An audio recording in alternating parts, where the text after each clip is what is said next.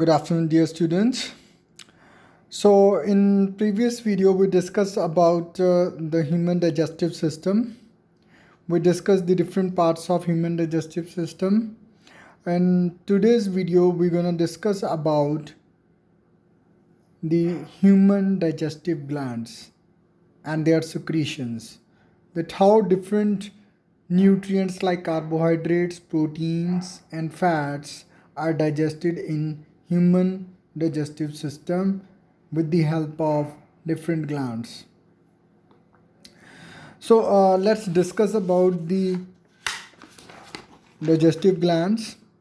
First, you should know that there are basically 5 types of digestive glands in human digestive system, including salivary glands, then gastric glands, liver, the largest gland, pancreas, the second largest gland, and the intestinal glands. So here it's the digestive tract. Here you know that is the mouth, buccal cavity, pharynx, esophagus, stomach, small intestine, large intestine, rectum, anus. This is the digestive tract. The salivary glands are present in the buccal cavity.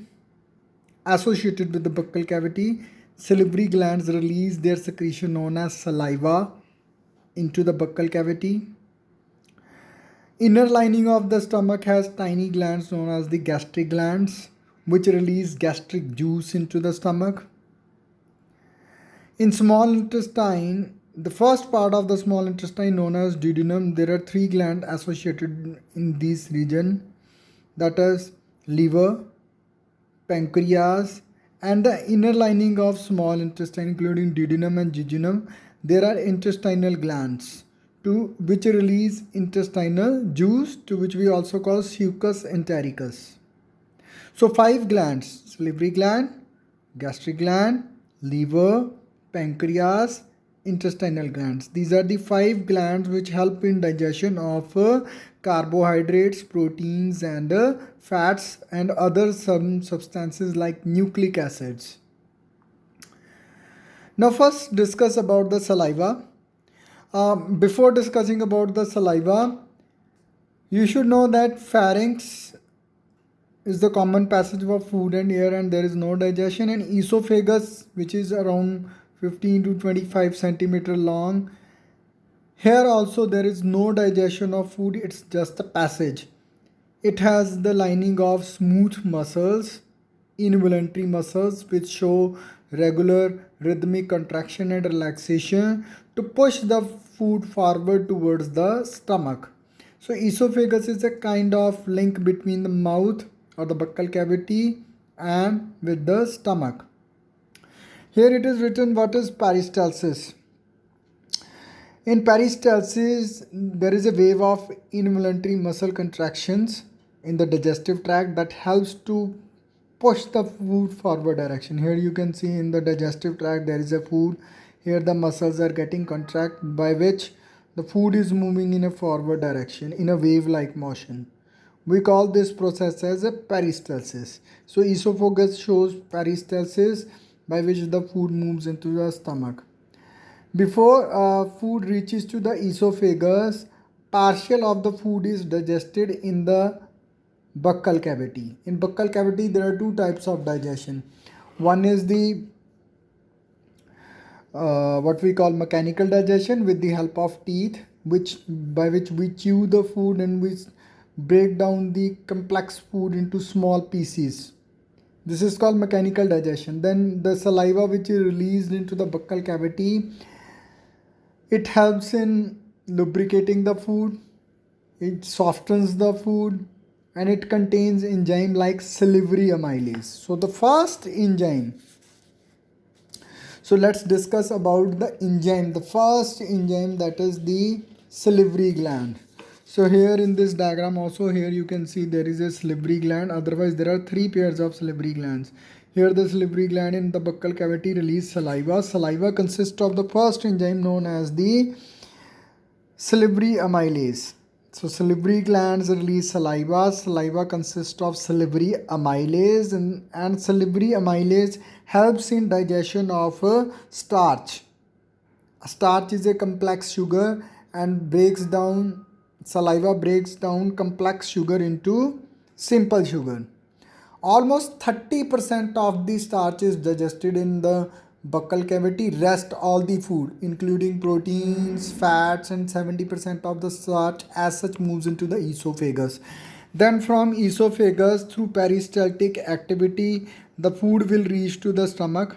Here the stomach is a bag-like structure which stores food temporarily for 4 to 5 hours and helps in partial digestion of the food. Here in the stomach there are gastric glands which release three types of secretions. So let's discuss about those three secretions.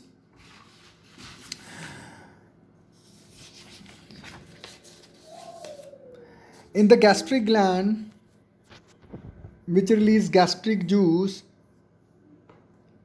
it consists of three secretions: HCl, pepsin and mucus. So gastric juice consists of HCl, pepsin and mucus. Gastric glands are associated with the inner lining of the stomach, and the hydrochloric acid, it is highly acidic, around 2.5 to 3 pH. It facilitates the protein digesting enzyme pepsinogen to convert into pepsin. You must know that pepsin is released in the stomach in inactive form known as the pepsinogen.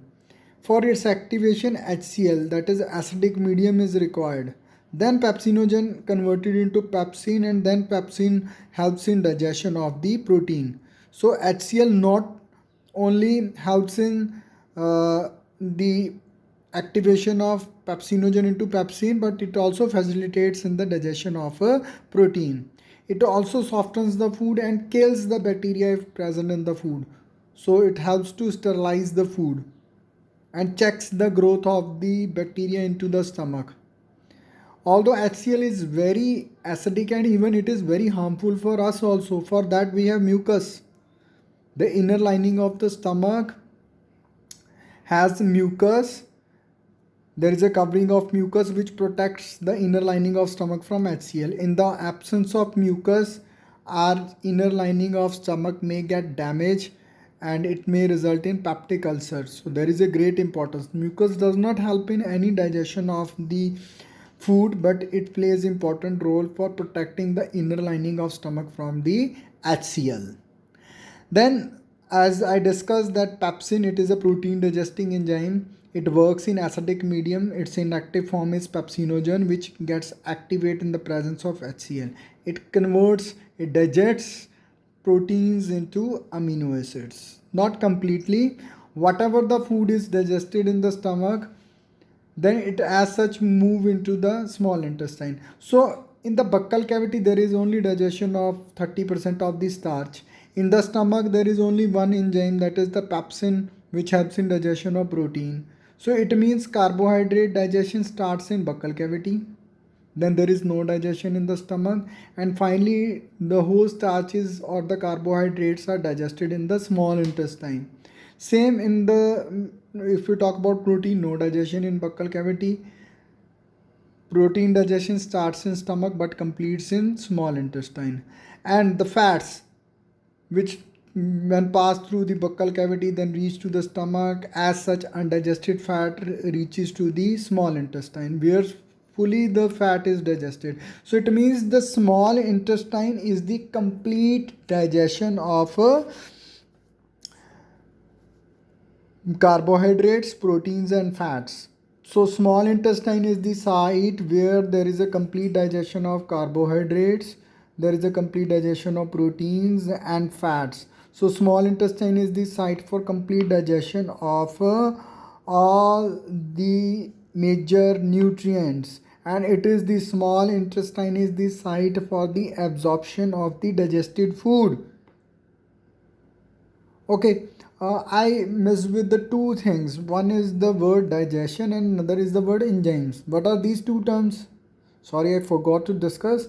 You must know that digestion is the process of breakdown of complex food or the nutrients into simple absorbable form. Say we eat chapati. it will say we eat chapati, we will ingest the chapati, it contains starch. You can't absorb starch as such. So your blood cannot absorb starch as such. First it will be broken down into the glucose. So breakdown of starch into glucose is the digestion. And there are several enzymes which help in the digestion of starch like salivary amylase. Same, what are the enzymes? These are the proteins. These are the chemicals which are protein in nature, which helps in digestion of food. They increase the rate of reaction and helps to digest the food very easily. So you must know about the enzymes. So till now we have discussed about the function of saliva, salivary amylase, salivary gland. Then we discussed about gastric gland. Gastric juice consists of HCl, mucus and pepsin. Now let's move to the next part, that is liver. So liver produce bile juice, and bile juice is temporarily stored in gallbladder. So let me show you the diagram so that you will be able to recall where is the liver and the gallbladder. Here, just adjacent to the stomach, there is a liver which is a bilobed structure, to which there is another structure known as the gallbladder. It is associated with the liver. Liver produce bile juice. What is bile juice? I will discuss later on. Bile juice then moves into the gallbladder where it stores temporarily. Then gallbladder slowly release the bile juice into the small intestine.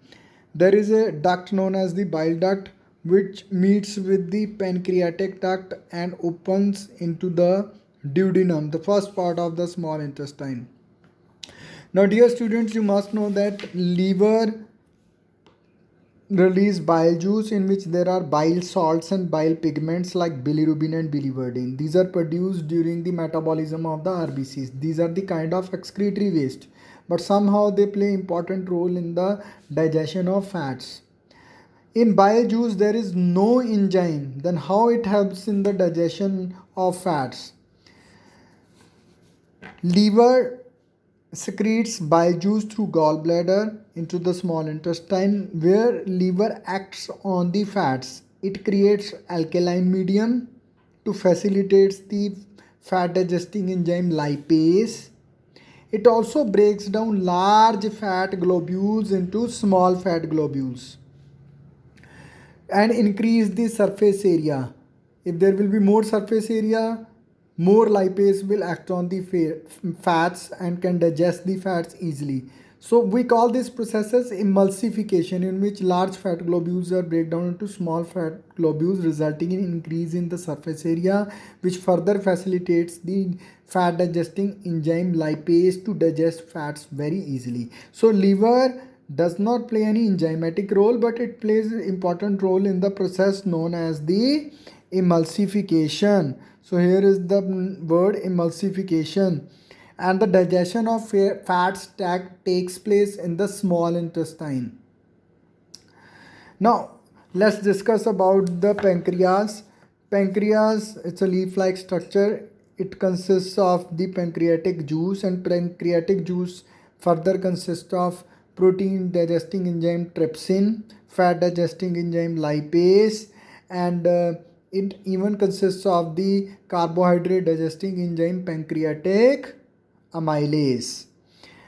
Trypsin, like pepsin, helps in digestion of the protein, but the difference is that pepsin works in acidic medium, but the trypsin works in the alkaline medium. And even the lipase works in the alkaline medium. Bile juice and the pancreatic juice togetherly provide alkaline medium in the small intestine for facilitating the digestion of fat very easily. So lipase breaks down fats into fatty acid plus glycerol. So dear students, you must know about the difference between trypsin and pepsin also. Now let's move to the another topic. Okay, so before discussing about the intestinal gland, so you should know about the lipase, that it acts on the emulsified fats and break down fatty acid fats into fatty acid and glycerol. So you should know the function of saliva released by salivary gland. You should know the function of gastric juice released by gastric gland, then bile juice by liver, pancreatic juice by pancreas. Pancreatic juice consists of trypsinogen, trypsin enzyme, then lipase enzyme, and the third one, that is the pancreatic amylase. So small intestine is the site for complete digestion of carbohydrates, fats and proteins. Carbohydrates are break down into glucose, proteins are break down into amino acids, and fats are broken down into fatty acid and glycerol.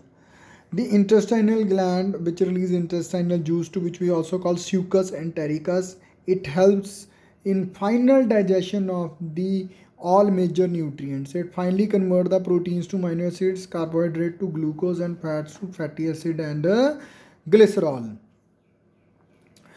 So besides the site for complete digestion of the food, small intestine is also the site for absorption of the digested food.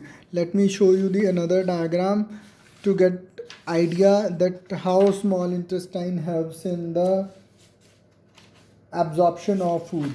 So here we have diagram from the small intestine. Here there's a portion shown of small intestine. Here in the inner lining of the small intestine there are numerous finger like structure to which we called villi. Even on the surface of villi there are numerous microvilli. These villi has their own blood supply. Here you can see they have their own blood supply. Each villus has its own blood supply.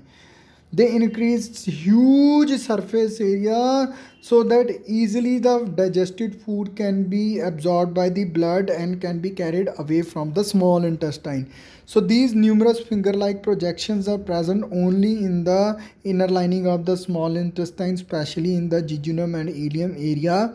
So small intestine is the site for the complete digestion of food as well as the site for the absorption of digested food. So there are certain board questions and CRT questions like how small intestine is designed to maximize the area for absorption of food. You should know about this. How fats are digested and where fats are digested. So such kinds of questions you should know.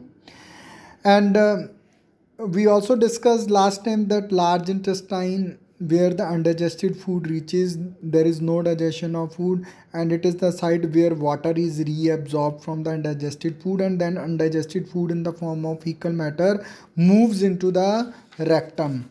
So here let me show you again that here in the large intestine no digestion of food, then undigested food moves into the rectum in the form of fecal matter and finally passes through the anus.